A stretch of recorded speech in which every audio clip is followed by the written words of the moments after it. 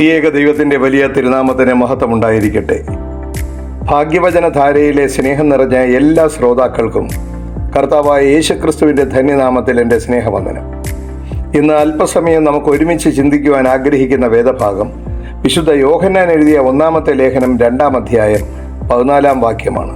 അവിടെ ഇങ്ങനെ എഴുതിയിരിക്കുന്നു: ബാല്യക്കാരെ, നിങ്ങൾ ശക്തരാകയാലും ദൈവവചനം നിങ്ങളിൽ വസിക്കയാലും നിങ്ങൾ ദുഷ്ടനെ ജയിച്ചിരിക്കയാലും ഞാൻ നിങ്ങൾക്ക് എഴുതിയിരിക്കുന്നു, ലോകത്തെയും ലോകത്തിലുള്ളതിനെയും സ്നേഹിക്കരുത്.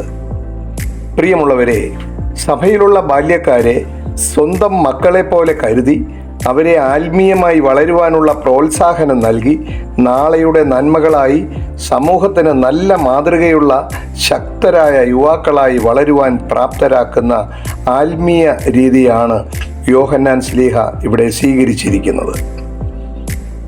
ലോകത്തിൻ്റെ മോഹങ്ങൾ നൽകി ബാല്യക്കാരെ തകർത്ത് കളഞ്ഞാൽ അടുത്ത തലമുറ ഉണ്ടാകുകയില്ല എന്ന സത്യമറിഞ്ഞാണ് ദുഷ്ടൻ പ്രവർത്തിക്കുന്നത്. ജഡമോഹം, കൺമോഹം, ജീവനത്തിൻ്റെ പ്രതാപം എന്നിവ കാണിച്ചാണ് ബാല്യഹൃദയങ്ങളെ ദൈവ തേജസ്സിൽ നിന്ന് അകറ്റുവാൻ ദുഷ്ടൻ ശ്രമിക്കുന്നത്. അതുകൊണ്ട് ദൈവമക്കൾ നന്മയും തിന്മയും തിരിച്ചറിഞ്ഞ് വിവേകപൂർണരായി ജീവിക്കണമെന്ന് യോഹന്നാൻ ആഹ്വാനം ചെയ്യുന്നു. അതിനുള്ള ശക്തി ദൈവം ദൈവമക്കൾക്ക് നൽകിയിട്ടുണ്ട് എന്ന് നമ്മെ ബോധ്യപ്പെടുത്തുന്നു. സദൃശവാക്യം 28-ാം അധ്യായം 5-ാമത്തെ വാക്യത്തിൽ പറയുന്നു: യഹോവയെ അന്വേഷിക്കുന്നവർ സകലവും തിരിച്ചറിയുന്നു, ദുഷ്ടന്മാർ ദോഷം തിരിച്ചറിയുന്നില്ല. യോഹന്നാൻ എഴുതിയ 1-ാമത്തെ ലേഖനം 2-ാം അധ്യായം വായിക്കുമ്പോൾ ദൈവമക്കൾക്ക് ദുഷ്ടനെ ജയിക്കുവാൻ ദൈവം നൽകിയിരിക്കുന്ന പലവിധമായ അനുഗ്രഹങ്ങളെ ദർശിക്കുവാൻ സാധിക്കും. 1. ജീവകൽപ്പനകൾ പ്രമാണിക്കുന്നതിനാൽ ദൈവിക സ്നേഹം ദൈവമക്കളിൽ ഉണ്ടാകുന്നു. 2. യേശുക്രിസ്തുവിൻ്റെ നാമം നിമിത്തം ദൈവമക്കൾക്ക് പാപങ്ങൾ മോചിക്കപ്പെട്ടിരിക്കുന്നു. 3. ദുഷ്ടനെ ജയിക്കുവാനുള്ള ശക്തി ബാല്യക്കാർക്ക് ലഭിച്ചിരിക്കുന്നു. 4. ദൈവവചനം നിങ്ങളിൽ വസിക്കുന്നത് കൊണ്ട് ബാല്യക്കാരെ നിങ്ങൾ ശക്തരാണ്. 5. നന്മ തിന്മകൾ തിരിച്ചറിഞ്ഞ് നന്മ ചെയ്യുന്നവരിൽ ദൈവം വസിക്കുന്നു. ഇങ്ങനെയുള്ള പല ശ്രേഷ്ഠതകളുമുള്ളവരാണ് ബാല്യക്കാർ എന്ന ബോധം അവർക്ക് നൽകുന്നു. മനുഷ്യഹൃദയങ്ങളിലേക്ക് ലോകത്തിൻ്റെ മോഹങ്ങൾ കടന്നു വന്ന് പാപം ചെയ്യുവാനുള്ള പ്രവണത ഉണ്ടാകുന്നത് ഇന്ദ്രിയങ്ങൾ വഴിയാണ്.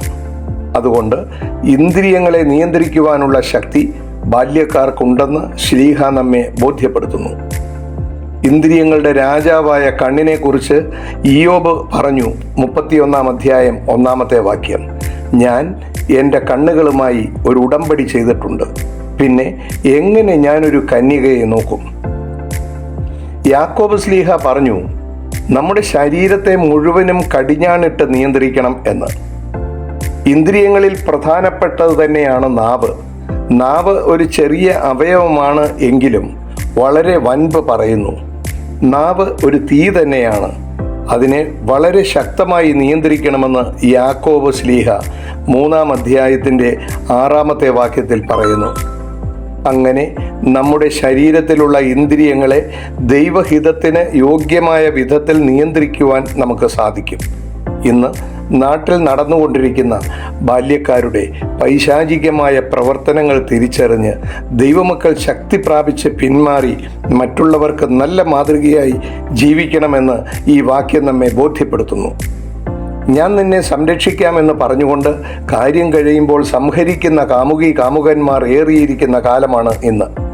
സംരക്ഷിക്കുന്ന മാതാപിതാക്കളുടെ കയ്യിൽ നിന്ന് സംഹരിക്കുന്ന കാമുകന്മാരുടെ കൈകളിൽ അകപ്പെട്ട് അവസാനിപ്പിക്കേണ്ടതാണോ ഈ ജീവിതം എന്ന് തിരിച്ചറിയേണ്ട പ്രായമാണ് കൗമാരം.